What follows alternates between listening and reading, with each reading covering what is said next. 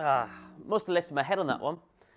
A really common phrase that we always hear guys say on the course, on the driving range. But what does that actually mean? What does my lifted my head, what is that all about? And how can I go about fixing that? Well, in today's video, we're going to break it down. What does that phrase actually mean? And some really simple steps that you guys at home can take in order to go about fixing it. So without further ado, let's get stuck in.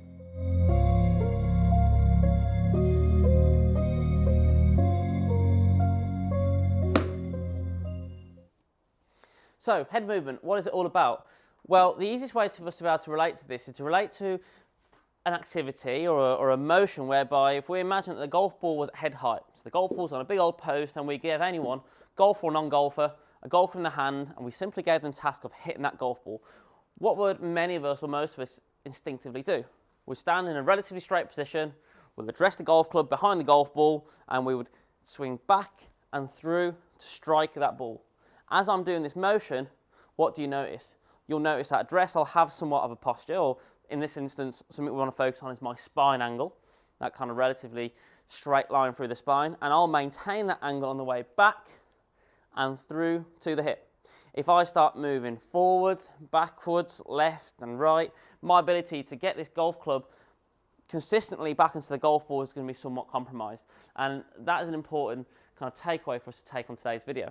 So, what do I mean? Well, the golf ball that we're hitting isn't obviously at head height, the golf ball is down at the floor. So for us to kind of match that posture to a golf ball which is down the floor, I have to have an element of hip bend or forwards bend. My posture is essentially tilted forwards so I can get the golf club down there at give or take a 45-degree angle for argument's sake, depending on the golf club.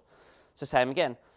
My ability to land that golf club in the same place, i.e. to strike the ball consistently, we have to maintain our spine angle, maintain the amount of forwards bend that we have at setup, back, and throughout the swing into impact, again, to improve our consistency on how we deliver the golf club into the golf ball. And what do we often find when people come out with the phrase of, I've lifted the head? Normally, more often than not, you'll see an element of a miss hit in there. So that's really important.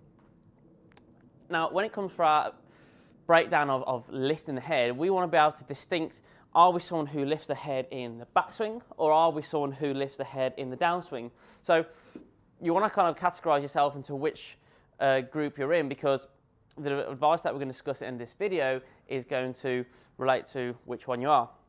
So why is lifting the head so bad? Well, if we're someone who lifts the head in the backswing, what do we typically see? You'll see that the shoulders will flatten off, so they'll become relatively parallel to the ground. As a result of you losing that posture, you're going to lose that tightness, that coil in the swing. The arms can tend to overrun a little bit too long, and in that the golf club will lay itself off, get quite behind us, which if we stay up here, we've essentially lost our relationship to the ground, and we can see some thins and tops. But also, if I try to refine my relationship to the ground in the downswing, that's going to re-throw the sweet spot of the golf club straight over the top, and I can get to down, to across, and it's a little bit of a slices pattern from there. Why is lifting up equally as bad again? Well, if I'm lifting up through the hit, again, I've lost my relationship to the ground.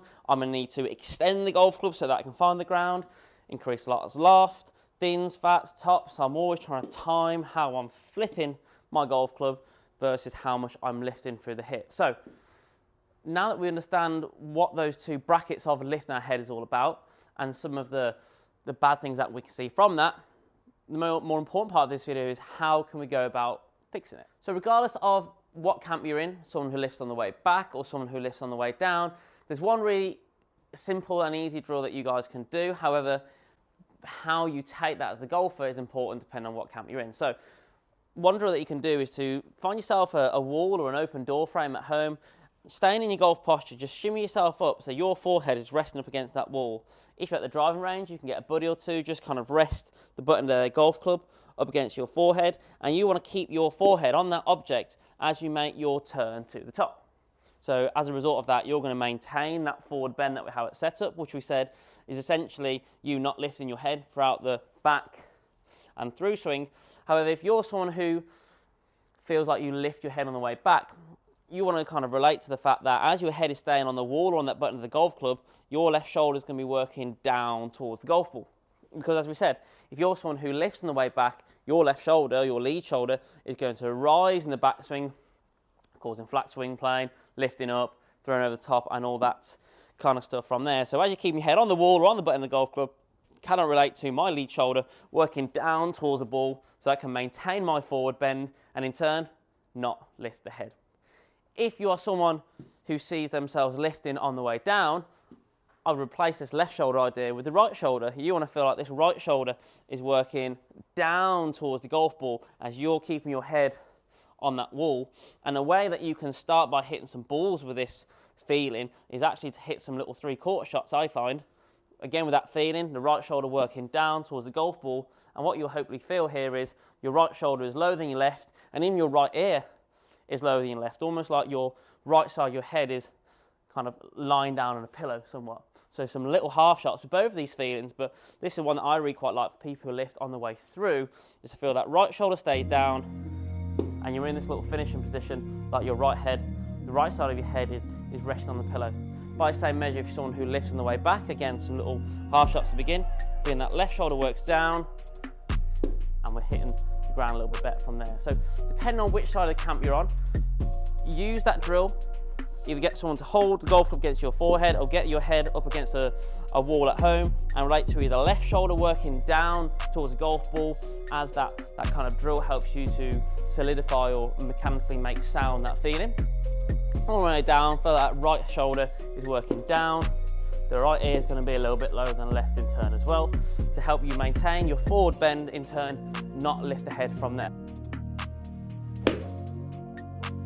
Hope that helps. If you have any questions, please feel free to drop me a comment in the comment section down below and drop me a follow on my socials.